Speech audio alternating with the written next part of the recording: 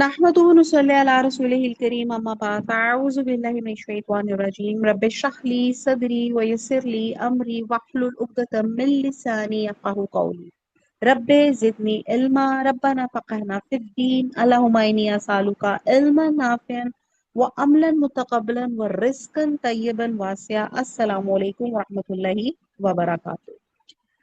हम लोग सूरह हुजरात पढ़ रहे हैं अल्हम्दुलिल्लाह। पारा नंबर 26 है और अभी हम लोगों ने आयत नंबर 11 की तर्जुमा और उसकी तफसीर की थी। और आयत नंबर 11 में बताया गया था कि हमें मजाक उड़ाने से परहेज करना चाहिए। और इस आयत में ऐसे माशरती आदाब सिखाए जा रहे थे जो उमूमन लड़ाई झगड़े का सबब बनते हैं। मजाक उड़ाने की दो ही वजूहात होती हैं, एक आपका मजहबी या नजरियाती इख्तलाफ होना, या दूसरे मुखातिब को अपने से कमतर और हकीर समझना। हाँ, कोई भी सूरत हो, मजाक उड़ाने से क्या होता है, लड़ाई झगड़ा होता है। और इसलिए लड़ाई झगड़े की इन इब्तदाई लवाजमात से अल्लाह सुब्हाना तआला ने रोका गया है। तो अल्लाह सुब्हाना तआला ने फरमाया कि मर्द मर्दों का मजाक ना उड़ाएं, औरतें औरतों का ना उड़ाएं। ये नहीं फरमाया कि मर्द औरत का मजाक ना उड़ाए या औरत किसी मर्द का ना उड़ाए। इससे मालूम होता है कि इस्लाम में मखलूत सोसाइटी या आजादाना अख्तलात मर्द और जन का, इसका यानी कि आपकी जो को गैदरिंग्स है, इसका ख्याल एग्जिस्ट ही नहीं करता। अब हमने आयत नंबर 11 में, ये मैं थोड़ा सा आपको हरा हम आयत नंबर 11 कर चुके हैं, लेकिन ये इतनी खूबसूरत इसमें अल्लाह ताला ने जो अदब बताया है, ये हमें समझ आ जाए तो हमारी जिंदगी बहुत आसान आ जाए हो जाए। और जैसे मैंने बताया कि ये मेरी अपनी जिंदगी में जो टर्न था, ये सूरह हुजरात को समझने के बाद हुआ था। पहले लोगों की बातें सुनते थे, गुस्सा आता था, झुंझलाते थे और फिर कहते थे कि हम, किसी ने मुझे एक सुनाई है, मैं तो उसको, जब तक मैं उसको दो या चार उसको बढ़ा चढ़ा के ना सुना लूंगी, मुझे सुकून नहीं आएगा। और यकीन जाने कि सूरह हुजरात को पढ़ के मैं इतनी सुकून में आ गई कि किसी को माफ करना, किसी के ऊपर क्रिटिसाइज ना करना, ये आपको कितना ज्यादा सूदिंग कर देता है, आपको कितना सुकून में आ जाते हैं आप इंसान। तो बहरहाल यहाँ पे बताया जा रहा है कि कोई मर्द किसी मर्द का, या ये अगर मैं 11 आयत नंबर 11 को दोबारा से इसका सिर्फ आपके सामने तर्जुमा इसको साथ हम पढ़े तो हम देखते हैं कि मोमनो, कोई कौम किसी कौम से तमस्खुर ना करे, मुमकिन है वो लोग उनसे बेहतर हों, और ना औरतें औरतों से तमस्खुर करें, मुमकिन है वो उनसे अच्छी हों। और अपने मोमिन भाई को ऐब ना लगाओ और ना एक दूसरे का बुरा नाम रखो। ईमान लाने के बाद बुरा नाम रखना गुनाह है, और जो तौबा ना करे वो जालिम है। यानी कि इस एक आयत में अल्लाह सुब्हाना ताला ने कितने माशरती अदब रख दिए कि अल्लाह ताला ने फरमाया कि मजाक नहीं उड़ाना। अब तंज और ताना से कहा गया इज्तनाब करें। और हमारी गुफ्तगू ऐसी जो आयरनी तो शायद हमारी जिंदगी का, किसी से तन से बात ना कर ले तो हमें लगता है हमारी बात पूरी नहीं हुई। तो लम्ज कहते हैं यानी कि किसी शख्स के किसी फेल या हरकत में ऐब जोई करना, जैसे फप्तियां कसना, किसी की नकलें उतारना, इशारे करना, या जेरे लब किसी को निशाना मलामत बनाना, तंजिया बात करना, चोटे करना, सब कुछ इसी इस लफ्ज के मायने में दाखिल हो जाता है। और इस किस्म की हरकतें चूंकि आपके ताल्लुकात बिगाड़ देती हैं, लिहाजा इनको अल्लाह सुब्हाना ताला ने हराम करार दिया गया। इनकी जो हम बात इतनी छोटी समझते हैं, मुझे ये समझ नहीं आता कि मुझे और आपको किसने ये सर्टिफिकेट दिया है कि हम किसी की करेक्टर असैसिनेशन करें, किसी की किरदार की धज्जियां हम उड़ाएं। और फिर अब आप देखते हैं कि लकब दो तरह के होते हैं, एक वो जो पसंद किए जाते हैं, और इनकी भी दो सूरतें हैं। एक ये कि इंसान खुद अपने लिए कोई पसंदीदा सा लकब अख्तियार कर लेता है, और दूसरी सूरत ये होती है कि कोई दूसरा ऐसा लकब रख देता है। जैसे हजरत अबू बकर सदीक रज़ी अल्लाह ताला अन्हु का लकब जो था सदीक था। और आपको पता है वो सदीक लकब क्यों बना था?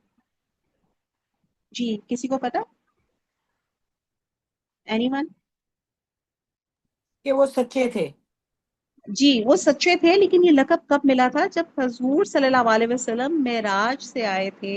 और nobody is going to believe कि ये अनबिलीवेबल थिंग, ये कैसे हो सकती है।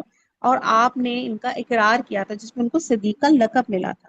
پھر اسی طرح حضرت عمر کا لقب فاروق تھا، اور اچھا کچھ لقب ایسے ہوتے ہیں جو پسندیدہ نہیں ہوتے، اور کسی کو چڑھانے کے لیے، کسی کو انسلٹ کرنے کے لیے، کسی کو ڈی گریڈ کرنے کے لیے رکھے جاتے ہیں۔ تو اس آیت میں ایسے القاب سے پکارنے سے منع کیا گیا ہے جو دوسروں کو ڈی گریڈ کرتے ہیں۔ اور اس کا دوسرا مطلب یہ بھی ہے کہ بطور گالی، یا آپ کسی کو مذاق میں کسی کو فاسق یا یہودی کہہ دیا جائے، اور یہ اتنا بڑا گناہ ہے، یعنی کہ ہم اکثر کسی کو کہتے ہیں یہ تو لگتا ہے کافر ہو گیا، یہ تو فاسق ہو گیا، تو کہتے ہیں کہ جیسے کسی کو ایمان لانے اور توبہ کر لینے کے بعد زانی، چور یا ڈاکو وغیرہ کہا جائے، تو ایسی سب باتیں لڑائی کا سبب بنتی ہیں، اس لیے ان سے ان کو منع کیا گیا، اور ایسے کام کرنا کبیرہ گناہ ہے۔ چنانچہ حضرت ابو ذر غفاری فرماتے ہیں کہ میں نے رسول صلی اللہ علیہ وسلم کو یہ فرماتے ہوئے سنا کہ جو شخص کسی مسلمان کو فاسق یا کافر کہے اور در حقیقت وہ کافر یا فاسق نہ ہو، تو خود کہنے والا شخص فاسق یا کافر ہو جائے گا، اور یہ بخاری کے اوتھینٹک حدیث کا مفہوم ہے۔ اور بعض دفعہ ایسا ہوتا ہے کہ کسی شخص کا ایسا لقب رکھ دیا جاتا ہے جس میں نہ اس کی تحقیر ہوتی ہے اور وہ خود اسے برا سمجھتا ہے، بلکہ وہ محض تعارف کے طور پہ ہوتا ہے۔ جیسے دور نبی میں ایک صحابی کا ان کے لمبے ہاتھوں کی وجہ سے نام زلید زلیدین پڑ گیا تھا، یعنی کہ ید کہتے ہیں نا ہاتھ، تو ایسی ہی عبداللہ طویل یا نابینا حکیم وغیرہ کہنے میں کچھ حرج نہیں ہے، جیسے یہ ایک مطلب یہ تو نارمل سی ایک بات ہے۔ لیکن سم ٹائم لوگ برے نام اور القاب رکھ دیتے ہیں، جیسے کسی کو کانا کہہ دینا، کسی کو لنگڑا کہہ دینا، کوئی کالا ہے تو کالیا، ایسے نام رکھ دینا۔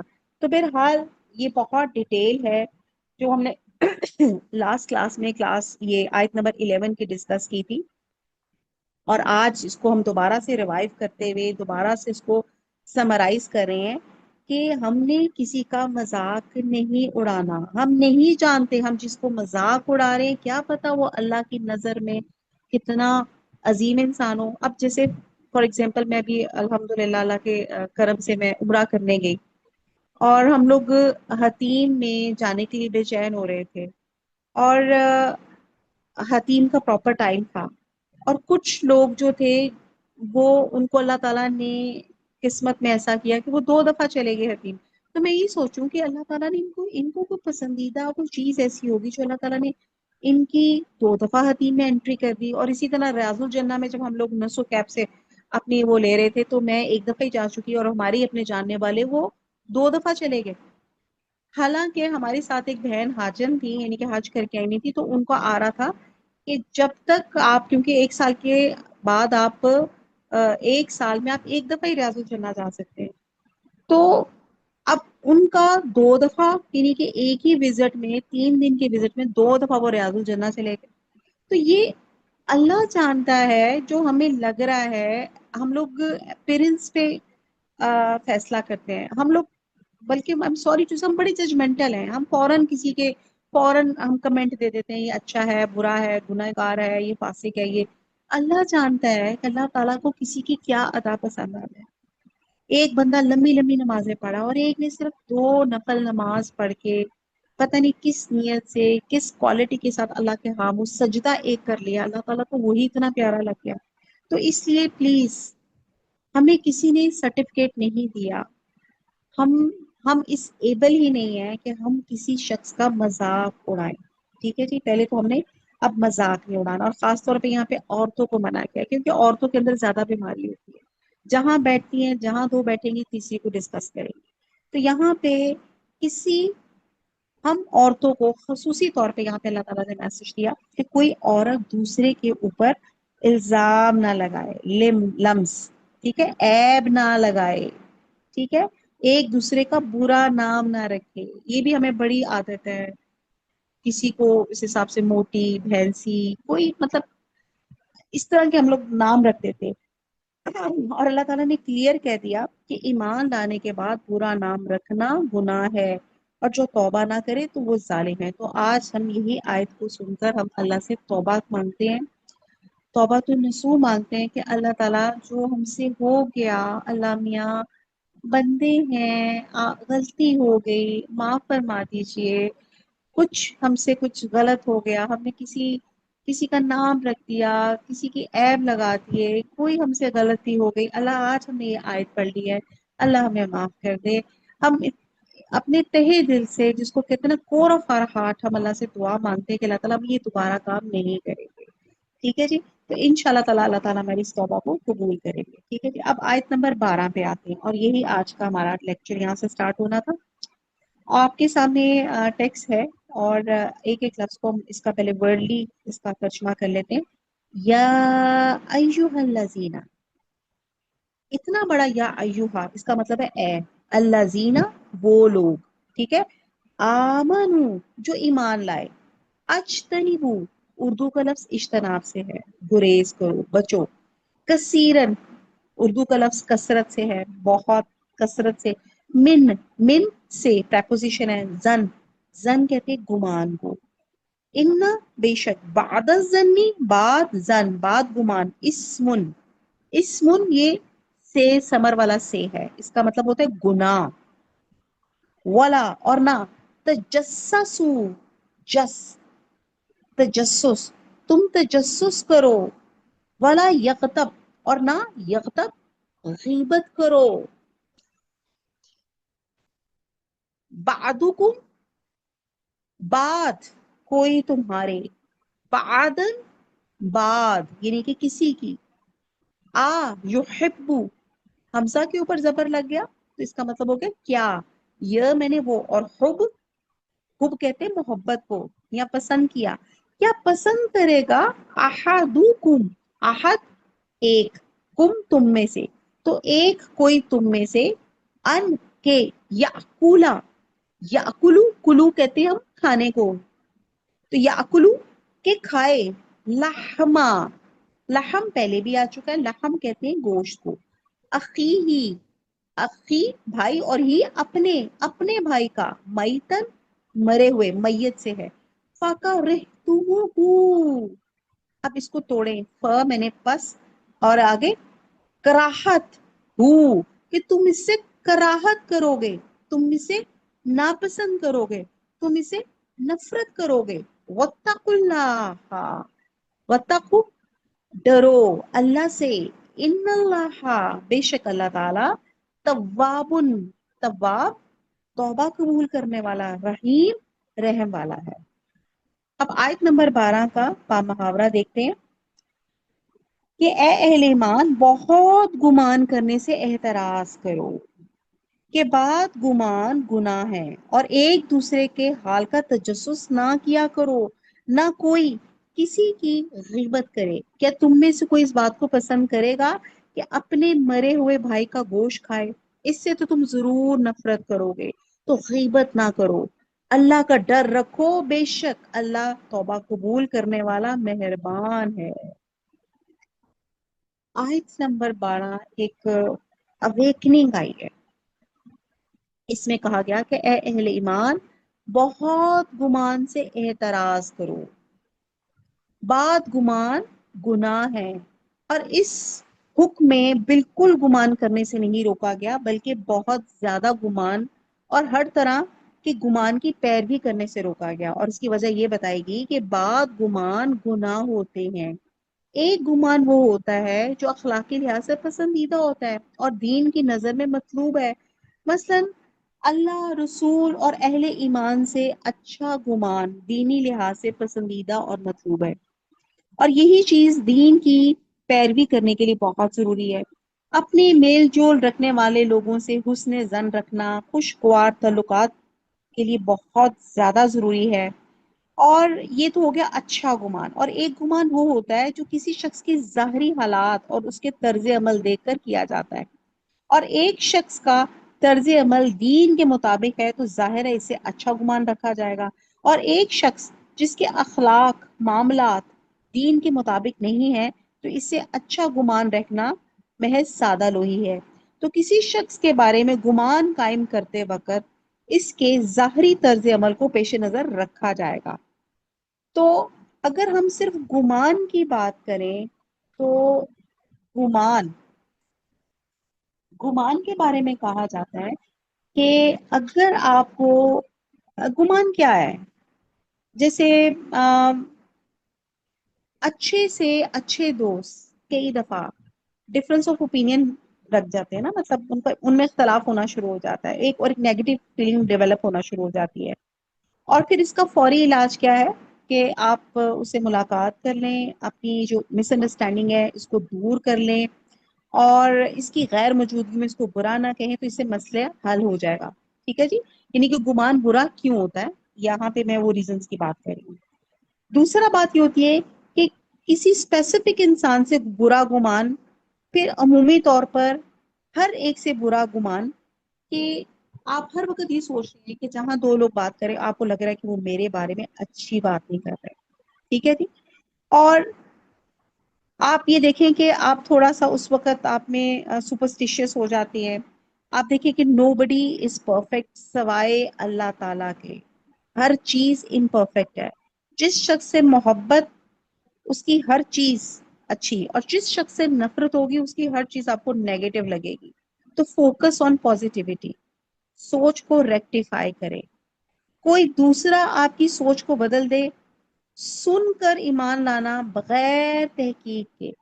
تو گمان کے معنی ہے خیال. تو چیک کریں اپنی تھاٹس کو. ٹھیک ہے جی. مس کمیونیکیشن سے یہ آپ کا گمان کچھ کا کچھ بن سکتا ہے. ہم نیکی کر رہے ہیں تو دوسروں کو کرٹیسائز کر رہے ہیں. ٹھیک ہے. اور آپ کہتے ہیں کہ اس کے لیے کہا جاتا ہے کہ اگر آپ کو گمان ہو کسی بھی شخص کے بارے میں،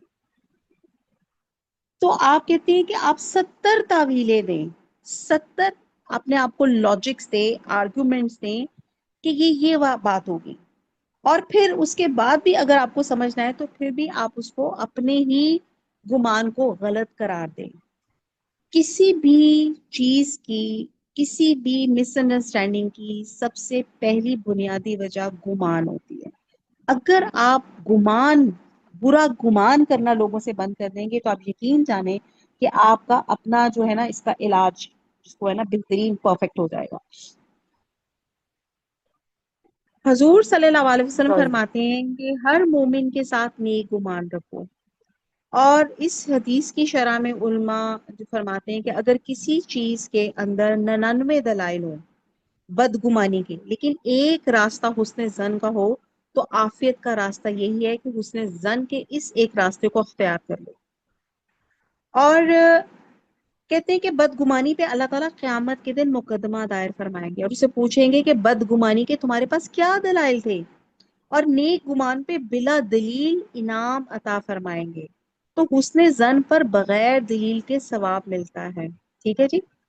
تو نیک گمان کر کے مفت میں ثواب لیں، اور بدگمانی کر کے دلائل پیش کرنے کے مقدمات میں اپنی جان کو نہ پھنسائیں. Getting it. جیسے آپ کو لگ رہا ہے کچھ دیکھ کر آپ کو مسکرا رہا ہے اور آپ کے ذہن میں برا گمان یہ آ رہا ہے کہ یہ شاید میرے لیے کچھ برا سوچ ہے، تو 10 اپنی تعویلیں دیں. نو، یہ وجہ ہوگی، یہ وجہ ہوگی. اب سعید بن جبیر سے روایت ہے کہ حضور صلی اللہ علیہ وسلم نے فرمایا کہ انسان جب صبح کرتا ہے تو بدن کے سارے اعضاء زبان کے سامنے عاجزی کرتے ہیں اور کہتے ہیں ہمارے معاملے میں اللہ سے ڈر، اس لیے کہ ہم تیرے ساتھ وابستہ ہیں. اگر تو سیدھی رہی تو ہم بھی سیدھی رہیں گے، اگر تو ٹیڑھی ہوئی تو ہم بھی ٹیڑھی ہو جائیں گے. اس حدیث سے ظاہر ہوتا ہے کہ زبان اللہ تعالیٰ کی بڑی نعمت ہے، اور اس کے لیے حکم یہ ہے کہ اس کا صحیح اور درست استعمال کیا جائے اور غلط استعمال سے بچا جائے. اس لیے زبان کھولنے سے پہلے ایک سنہری اصول ہم نے پہلے بھی دیکھا ہو نا، پہلے تولے پھر بولے. تو یہاں بدگمانی کا آغاز دوسرے کے بارے میں بغیر کسی ثبوت کے بری سوچ سے ہوتا ہے کہ فلاں ضرور میرا برا چاہتا ہے. حضور صلی اللہ علیہ وسلم نے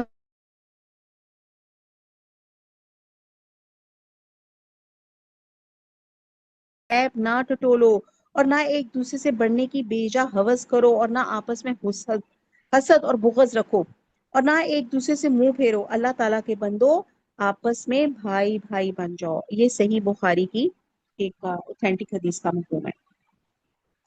پھر ہم دیکھتے ہیں کہ جیسے فار ایگزامپل میں کہتی ہوں کہ آج نا میری طبیعت درست نہیں ہے، ٹھیک ہے، اور شوہر سے بھی جھگڑا ہوا ہے، مجھے تو لگتا ہے کہ میری ساس نے جادو کر دیا ہے، یا جو میری نند آئی تھی نا اس نے مجھے بری نظر سے دیکھ لیا ہے۔ آپ کو سمجھ آئی ہے؟ یہ میں نے آپ کو اگزامپل دی ہے۔ ہمارے ہاں جب تھوڑی سی مس ہیپ ہو جاتی ہے آپ کے اندر، مطلب کوئی طبیعت میں بے چینی، تو ہمارے اندر سب سے پہلا تھا ہے مجھے تو لگتا ہے بندش ہو گئی ہے، ہائے، اور وہی مجھ سے اسی نے لگائی ہوگی، تو یہ بدگمانی کا آغاز ہو گیا نا۔ تو یہ اسی لیے کہا جا رہا ہے کہ اس بدگمانی سے بچیں۔ اچھا جی، اب آپ کے آ جاتا ہے، پہلی چیز آ جاتی ہے بدگمانی، اس کے بعد کیا چیز آتی ہے؟ تو ہم نے کیا سوچا کہ روٹ کاز کیا ہے؟ بدگمان ہونا۔ آپ نے کبھی کسی کے سلسلے میں بدگمان ہونا ہی نہیں۔ کوئی مجھے دیکھ کر ہنس رہا ہے تو یہ سوچیں کہ شاید وہ میری کچھ سازش کر رہے ہیں، یا میرے بارے میں بری بات سوچیں، آپ سوچیں ہو سکتا ہے اس کو لطیفہ یاد آ گیا ہو سکتا ہے اس کو اپنی کوئی بیوقوفی یاد آ گئی ہو سکتا ہے وہ ویسے ہی ہنس رہا ہو۔ تو آپ بجائے یہ سوچنے کے کہ کوئی میرے بارے میں برا سوچ رہا ہے، آپ نے 70 اور ایک جگہ کہا گیا کہ 100 اپنے آپ کو لاجکس دیں کہ یہ وجہ ہوگی، اور اس کے بعد اپنی ہی لاجک کو آپ ڈینائل میں ڈال دیں کہ نہیں، آپ خوش گمان رکھیں۔ آپ یقین جانیں یہ ایک ریسرچ ہے۔ ریسرچ کیسے ہے کہ عموماً آپ کا جو ساس نند یہ ریلیشنز، یا ہسبینڈ بیوی آپس میں، ان کو ایک گمان رہتا ہے، جیسے عورتوں کو گمان ہے ان کے ہسبینڈ کہیں انوالو ہیں، ایک گمان میں رہتی ہیں، ٹھیک ہے، برے گمان میں رہتی ہیں۔ بہو کو ساس سے، یا ساس کو بہو سے گمان رہتا ہے کہ یہ میرے بارے میں بس کچھ سازشیں، کوئی نہ کوئی کانسپریسیز، کچھ یہی چیزیں چل رہی ہوں گی، ٹھیک ہے نا۔ تو اگر آپ گمان درست کر لیں کہ میرا ہسبینڈ بہت اچھا ہے، وہ صرف مجھ سے ہی مجھے ہی پسند کرتا ہے، یا میری ساس یا میری بہو میرے بارے میں بہت اچھا سوچتی ہے، تو آپ بلیو کریں کہ میریکل ہیپن ہوگا، اور وہ ایسے ہی ہوگا، وہی گمان آپ کا درست ہو جائے گا۔ آپ سمجھنے کی کوشش کر کے دیکھیں، آپ کو لگے گا کہ میں بڑی ایبسرڈ بات کر رہی ہوں، ویئرڈ بات کر رہی ہوں، لیکن اپنے گمان کو ریکٹیفائی تو کریں۔ آپ سوچیں نا کہ کوئی میرے بارے میں برا سوچتا ہے، why are you wasting your precious time energy in thinking that کہ کوئی میرے لیے برا ہی سوچ رہا ہے؟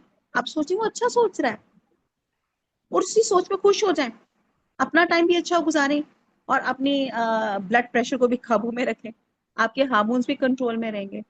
سو میں نے بھی ریسنٹلی ایک سائیکالوجسٹ کی تھی، میں نے کوئی انٹرنشپ ابھی کی، تو بڑا مجھے مزہ آیا اس میں۔ وہ آئی تو انہوں نے آتے ساتھ ہی ہمیں ایک پریکٹس کروائی، اور وہ پریکٹس کیا تھی، وہ عموماً میں آپ کو کلاس میں ویسے بھی کرواتی ہوں، کہ آپ کے ساتھ انہوں نے کہا کہ آپ لوگوں نے گن کر 1 منٹ تک اسمائل رکھنی ہے، جیسے کہتے ہیں نا چیز، یا آج بلکہ میں بھی آئی ہوں عمرے سے، تو میں نے دیکھا کہ چیز کی بجائے اگر ہم لبیک کہیں تو بھی وہ چیز والا، مطلب آپ کے منہ کے اسمائل والی فیلنگ آتی ہے۔ تو آپ ذرا لبیک کہیں اور 1 منٹ تک اپنے آپ کو روکے رکھیں، تو کیا ہوگا کہ آپ کا جو برین ہے نا، وہ ڈسٹنگوش نہیں کرتا کہ یہ جو آپ اسمائل کر رہی ہیں دس از آرٹیفیشل اسمائل یا دل سے اسمائل، تو وہ ڈوپامائن جو آپ کا نا وہ ریلیز کر دیتا ہے، آپ کو مسل ریلیکسیشن ہونا شروع ہو جاتی ہے۔ آپ کو سمجھ آ رہی ہے؟ تو آپ اسمائل کریں جب آپ بہت ٹینشن میں ہو، بدگمانی آ رہی ہے، کچھ آ رہی ہے، جس کو کہتے ہیں نا بریدھ ان بریدھ آؤٹ کریں، آپ اسمائل کریں 1 منٹ تک آپ نے ٹائم دیکھ کر، اور آپ دیکھیں کہ ان شاء اللہ تعالیٰ آپ کی وہ ٹینشن بھی ریلیز ہو جائے گی، آپ کا ڈوپامین بھی ریلیز ہو جائے گا، اور آپ یو فیل بیٹر۔ ٹھیک ہے جی۔ تو یہاں پہ پہلی بات ابھی آگے، ابھی آیت ختم بھی نہیں ہوئی، ابھی اس کا صرف ایک ٹکڑا ہے جو اس کو بھی میں حق نہیں ادا کر سکی، کہ آپ نے بدگمانی نہیں کرنی، کیونکہ ہر چیز کی شروعات بدگمانی سے۔ اگلا اس کا پوائنٹ ہے، وہ دیکھیں آپ۔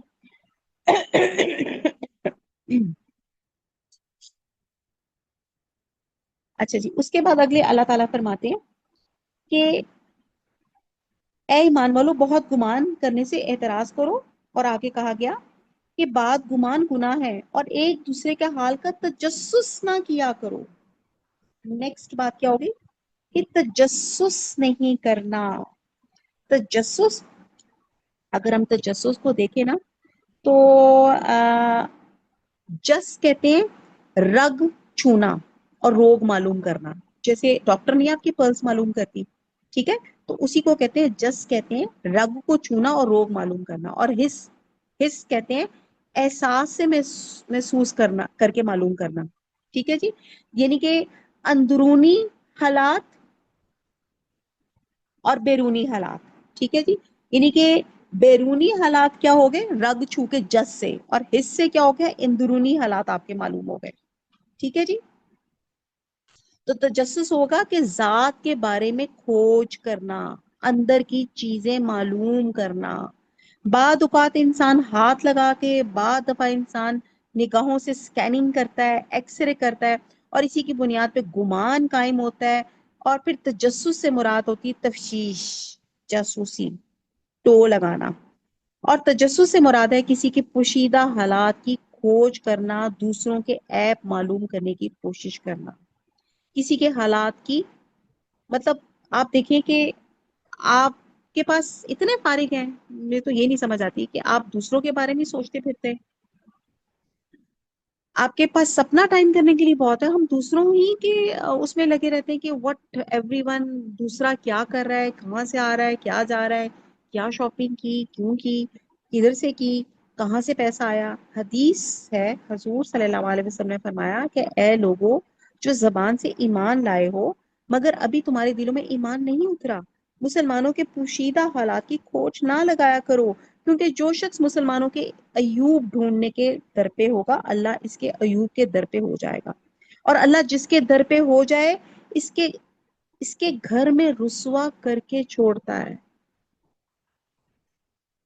تو بہت زیادہ امپورٹنٹ ہے کہ ہم نے تجسس نہیں کرنا. کیوں آپ اپنی لائف میں کیوں نہیں کرتے؟ آپ کیوں کسی کی لائف میں انٹرفیئر کر رہے ہیں کہ وہ کیا کر رہا ہے؟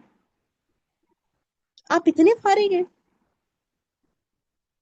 اور اسی لیے کہا گیا کہ ایک دوسرے کے حال کا تجسس نہ کیا کرو، ایک دوسرے کے عیب تلاش نہ کیا کرو، ایک دوسرے کے حالات اور معاملات کی ٹو نہ لگایا کرو، لوگوں کے راز نہ ٹٹولا کرو. یہ حرکت ہر حال میں شرعن ممنوع ہے. ایک مومن کا یہ کام نہیں ہے کہ وہ دوسروں کے جن حالات پہ پردہ پڑا ہوا ہے ان کو کرید کرید کر ظاہر کرے، پردے کے پیچھے سے جھانک کر دیکھے کہ اندر کیا کمزوریاں چھپی ہوئی ہیں. ایک دفعہ حضور صلی اللہ علیہ وسلم حجرے میں تھے، تو ایک بدو تھا. اب ظاہر ہے وہ کوئی سیمنٹڈ وال سے نہیں ہوتی تھی، تو اس نے ایسی سوراخ سا تھا اس حجرے میں، اس نے اپنی آنکھ وہاں کے ٹکا کے اندر دیکھنے لگا کہ اندر وہ کیا رہا ہے. تو حضور صلی اللہ علیہ وسلم نے جب دیکھا تو انہوں نے کہا کہ اگر میرے پاس اس وقت سلائیاں ہوتی نا تو میں اس کی آنکھ پھوڑ دیتا نا، تو وہ بھی جائز تھا. یعنی کہ ایک انسان اندر کمرے میں کیا ہو رہا ہے none of your business.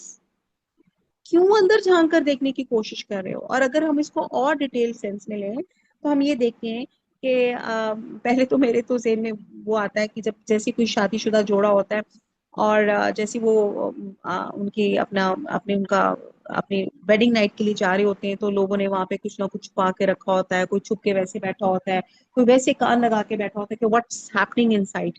Y? It's a natural process which is going on. کیوں تجسس ہے؟ کیا ہے؟ پھر اس کے علاوہ اگر کوئی میاں بیوی بیٹھے ہیں، کوئی ماں بیٹی بیٹھے ہیں، کوئی دو فرینڈس بیٹھی ہیں، اف دے آر ٹاکنگ، آپ کو کیوں تجسس ہے وہ کیا بات کر رہے ہیں؟ کیا فائدہ ہے آپ کو یہ سننے کا؟ اگر آپ کو پتا بھی چل گیا کہ وہ آپ کے لیے کوئی فار ایگزامپل آپ کے لیے کوئی سازش تیار کر رہے ہیں، تو کیا کیا کر لیں گے آپ؟ اللہ پہ کیوں نہیں یقین ہے؟ کرنے دیں. میں نے آپ سے بتایا نا کہ میری یہ آیت سمجھ کے میری زندگی میں بہت ٹرنز آئے تھے. کیا ٹرنز آئے تھے؟ کیونکہ مجھے یہ سمجھ لگ گئی تھی کہ اگر مجھے تجسس نہیں ہوگا، مجھے گمان نہیں ہوگا، میری زندگی مجھ میں ہر ایک سے ہیپی رہوں گی. کیونکہ مجھے میرے ذہن میں آئے گا کہ سب لوگ میرے بارے میں اچھا سوچ رہے ہیں اور میں بھی ان کے بارے میں اچھا سوچوں گی. ایک پازیٹیو اور آ جائے گا. دوسری بات یہ کہ اگر کوئی میرے بارے میں برا سوچ رہا ہے یا کوئی کر رہا ہے تو اللہ ہے نا اوپر دیکھنے والا، میرا وکیل ہے اللہ تعالیٰ. ہی ول سالو. وہ دیکھے گا مجھے کیا ضرورت پڑی ہوئی ہے، میں اچھی ہوں طرح سے اس معاملے کو حل کر سکتی ہوں، یہ میرا اللہ کر سکتا ہے. اور تیسری ایک اور بات یہ کہ بہت ہی پیاری بات ہے کہ جب ہم کسی کے معاملات میں انٹرفیئر نہیں کرتے، جب ہم کسی کی بات میں ہم تجسس نہیں لیتے اور ہم اپنی لائف میں بزی ہوتے ہیں، تو ہم مور ایفیشینٹ ہوتے ہیں، ہمارے اندر اور انرجی لیول ہوتا ہے. لیکن جب ہم اپنی انرجی دوسروں کے تجسس میں، دوسرا کیا کر رہا ہے کیوں کر رہا ہے، ہم اپنی انرجی لیول اور اپنا بلڈ پریشر، اپنا بہت سی بیماریاں لگا بیٹھتے ہیں صرف اس چکر میں کہ ادھر ہو کیا رہا ہے، وائی، کیوں. اور آپ کو پتا سب سے پہلی چیز کیا ہوتی ہے؟ فروننگ، ایجنگ، جسے ہم سب عورتوں کو ڈر لگتا ہے. یہ جو ایجنگ آتی ہے، یہ جو فرون لائنز آتی ہیں، یہ جو آپ کی کرو فیٹ بنتے ہیں، یہ سارے یہی ہوتے ہیں کہ جب ہم تفکرات خام خواہ دوسروں کے بارے میں سوچ رہے ہیں. تو یہ اپنے آپ کو اپنے ینگ اور فٹ بھی رکھنا ہے، تو بھی اپنے آپ کو یہ تجسس ان تمام چیزوں سے دور رکھیں. پھر لوگوں کے نجی خطوط پڑھنا. اب خطوط والا زمانہ تو رہا نہیں، لیکن ابھی بھی جب بھی آپ کے پاس لیٹر آتا ہے، لکھا ہوتا ہے آپ کے گھر میں ایک جوائنٹ سسٹم ہے سب کا ہے، جس کا لیٹر وہ اسی نے کھولنا ہے. Why are you opening it? کہ آپ سوچیں کہ میں ساس ہوں، میں بڑی ہوں، میں کھولوں گی، مجھے پتا چلے گی کیا ہے، کہاں سے شاپنگ آئی. وما علینا الا البلاغ. سبحانک اللہم وبحمدک، نشہد لا الہ الا انت، نستغفرک ونتوب الیک. والسلام علیکم ورحمۃ اللہ وبرکاتہ.